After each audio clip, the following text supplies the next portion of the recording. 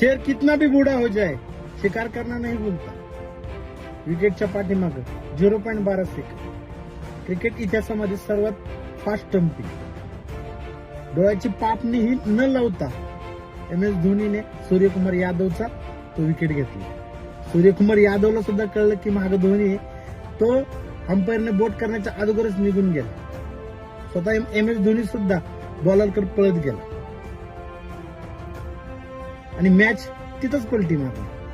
मला असं वाटतं की मुंबई मॅच कुठं हारली आणि चेन्नई मॅच कुठं जिंकली तो क्षण होता सूर्यकुमार यादवचा तो विकेट. कारण सूर्यकुमार यादव T20 मध्ये किती खतरनाक आहे हे तुम्हाला सुद्धा माहिती. जर तो अजून 20 ते 25 बॉल खेळतोय तर मुंबई चेन्नईला खूप मोठं टार्गेट देते आणि कुठेतरी ती मॅच फसली असते. खरं मला असं वाटतंय की चेन्नईच्या विजयाचा दावेदार जर कोण असेल तर तो MS धोनी आणि मुंबईच्या विजयाच्या आड कोण आला असेल तर तो सुद्धा MS धोनी. बाकी तुम्हाला काय वाटतं मित्रांनो?